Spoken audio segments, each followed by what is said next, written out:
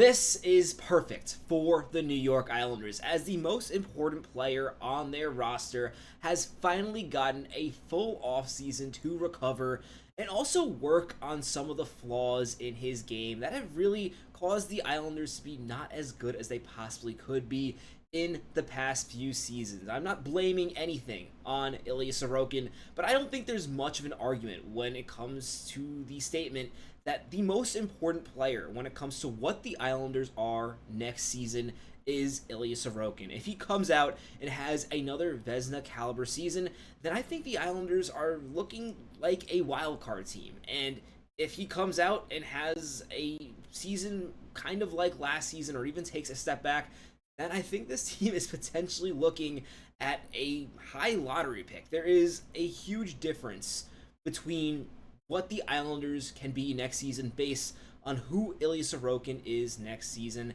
and considering that he's finally had an offseason to actually train and also recover, because again, Ilya Sorokin's workload has been higher than almost any goaltender in the entire NHL. With this offseason, I think we might see some of the best hockey yet from Ilya Sorokin. And in this video, I am going to explain why. Really quickly, before we get into that, we are on the road to 2,000 subscribers. Appreciate all of you who have already subscribed to the channel. Your support means a lot as we continue to put out Islanders content every single day. With that, let's talk about Ilya Sorokin and why having so much time this offseason to actually recover is crucial for him. First of all, just looking at his stats over the past few seasons, I know a lot of Islander fans complain about Ilya Sorokin at times. It's easy to complain about Ilya Sorokin when the Islanders are losing, because when they're losing, Ilya Sorokin is in the net, because looking at the stats, Ilya Sorokin is always in the net. In the past 4 years, Ilya Sorokin has played over 50 games in all 4 of them. In fact, last season, he played 61 games. He played 62 in 2022, 2023. In terms of consistency in the NHL, Ilya Sorokin has been one of the most consistent goaltenders in the entire league. And what's even more impressive about this, especially when you look at last season, Ilya Sorokin did not play a single preseason game. The entire offseason last year, he was suffering from a back injury. He ended up getting back surgery, and still, he came back to the Islanders. I think he started playing the second or third game of the season, and he did not look back. He was available for every game except, I believe, 2 last season. Huge for the New York Islanders. And yes, the save percentage did take a dip, but not for nothing, especially considering that he did not play at all in the preseason. He really had no time to fine-tune his game. A 907 was actually pretty impressive for Ilya Sorokin last season, especially considering, as we're going to talk a little bit more in the future, save percentage is down in the NHL, and that might just be something for last season, or it might be a trend. More importantly, when we consider he missed the entire offseason and preseason, I think it's interesting to compare him to another goalie who, while he was not injured, he missed the entire preseason in Jeremy Swayman. This is a goaltender who makes the same amount as Ilya Sorokin. He was completely healthy, played 58 games last year with a 892. Sorry, 982 would be absolutely astronomical. He had an 892 playing for the Boston Bruins, a huge reason why they had such a step back. And this is another player who a lot of people talk about how him missing the preseason really snowballed him struggling throughout the year. So for Ilya Sorokin to put up the numbers he did last season without a preseason, it just shows how reliable of a netminder he is. And I do believe when it comes to Ilya Sorokin that those 924s, those 925s, those 918s that he put up in the first 3 years of his career, they're still there. In fact, I would make the argument that a lot of people are saying that Ilya Sorokin is overplayed, and I agree. Playing your starting goaltender 61, 62 games is a bit too much, but not for nothing. If you look at his stats, he's been able to put up a 924 playing 62 games. This is something that Ilya Sorokin is capable of, and if he does manage to put up a 920 save percentage for the Islanders next season, I really do believe that this team makes the playoffs next season. The question is, can he do it? And it's not all on him.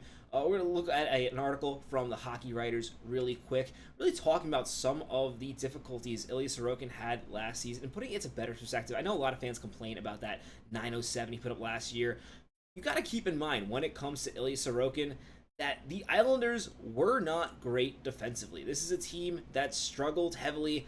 I would argue if the Islanders, Ilya Sorokin was playing under an Islanders defense that played the way they had 3 years ago, last season he likely would have put up one of those 920 plus save percentages. Ilya Sorokin had a brutal year in terms of the shots he was facing, and if you actually look at his 5-on-5 stats, Ilya Sorokin actually ranked 11th in the NHL with a 919 save percentage, and he was 12th with a goals against average. And these are also not the best stats, just because they don't factor in the quality of shot. He ranked 7th in terms of high danger save percentage. Again, Ilya Sorokin is an incredible goaltender, but what really caught my eye with Ilya Sorokin this year is there was a lot of trouble on the penalty kill, and this article by the Hockey News is really focusing on what Ilya Sorokin can do to improve the penalty kill. And I agree, there definitely are some things that Ilya Sorokin can work on when it comes to his positioning. At times we've seen that he goes down a little bit too quick when the puck is in the corner. He has been beat on that a little bit. And when that does happen, it's not a good goal. In addition, in the penalty kill in general, he seems to not be as alert, although you could also make the argument that a big part of this is just the Islanders' penalty kill is so abysmal, because it's not like this is just an issue that is plaguing Ilya Sorokin. Varlamov was also significantly worse on the penalty kill than he was 5-on-5. You can even say the same for Hogberg, even though it's really hard to look at any stats when it came to Hogberg because he was kind of all over the place.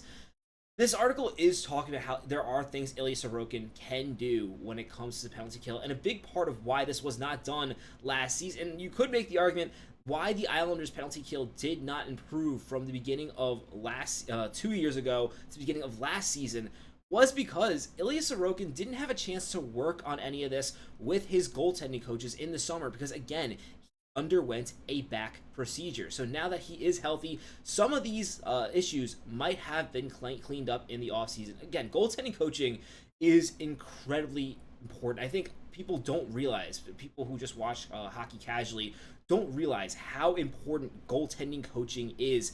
Really, the type of work you do during a game or even during normal hockey practice is not geared to help goaltenders elevate their game. They need to work with coaches who are showing them footage and showing them angles. Goaltending is a very unique position in sports, and not having that summer to work with his goaltending coach because he was injured and still putting up the numbers he put up last year, I'm very confident that Ilya Sorokin can have a season where he bounces back. I don't even want to call it a bounce back season because, again, I think what he did last season was a solid season. While you can make the argument in 2023, I thought there were some things he could improve. In fact, towards the end of the year, I felt like Ilya Sorokin was really struggling. It makes sense. Varlamov took his job at the end of the season to start the playoffs. But last year, there weren't that many goals that Ilya Sorokin was letting in where I was like, that is a terrible goal. There were some at times that you expect him to save just because he's just that caliber of goaltending, and it's disappointing when they do go in, but I think that's just us being spoiled. You watch the games last season, Ilya Sorokin was beyond solid, and part of my concern when it comes to the Islanders' penalty kill and hoping Ilya Sorokin can improve is, while obviously Ilya Sorokin is going to be in net for more goals in the penalty kill when the Islanders' penalty kill is bad, that doesn't necessarily mean it's his fault. And one of the things I want to point out is this true. Ilya Sorokin let in a bunch of goals, as this article points out, while there were screens in front of the net. And it actually suggests that screens in front of the net are his Achilles heel. That's every goaltender in the NHL's Achilles heel. If you cannot see the puck, then you cannot save it. And I really feel like the bigger issue here, while there are things Ilya Sorokin can improve, increasing his positioning so that he covers the maximum amount of the net when he cannot see the puck, some of this is just that the Islanders defensemen have to figure out how to get players away from the front of the net. This is one thing that Noah Dobson was absolutely abysmal at, and while him being gone is going to make it that he's no longer leaving guys in front of the net, there were other defensemen on the Islanders that really struggle with this as well. Adam Pelech and Ryan Pulock seem to forget how to cover the front of the net. Romanov actually did a pretty decent job, but I really question, and I think one of the biggest questions for the Islanders next season is, are they going to be able to figure that out? Because it is mostly the same defensive core minus Noah Dobson. Really didn't make any additions in that front. I know they did draft Matthew Schaefer, who may be playing. But again, if there's going to be any part of Matthew Schaefer's game that's going to be weak in his first season in the NHL, it probably is going to be clearing out big guys from the front of the net. And it'll be interesting to see what the Islanders goaltending coach and Ilya Sorokin work on this offseason. But while there are other areas of his game that I do think will be more refined next season, I don't think there's that much you can do about this unless you maybe work on having Ilya Sorokin be more aggressive in the front of the net, maybe push these guys a bit himself. Other than that, this is more on the Islanders defenseman in my opinion, but still, I think Ilya Sorokin can have a bounce back season and get back to those old 920 numbers. And if he does, I really do think this Islanders team does have a chance of surprising a lot of people. But I'd love to know what you think about this in the comments below. What do you think about Ilya Sorokin? What are you expecting his save percentage to be next season? How many games do you expect him to play? Love to know your thoughts on him in the comments below. If you haven't already, be sure to subscribe to the channel. My name is Patrick Nilan. Catch you on the next episode of Islanders Digest. Let's go Islanders. I forgot to say it in the last video.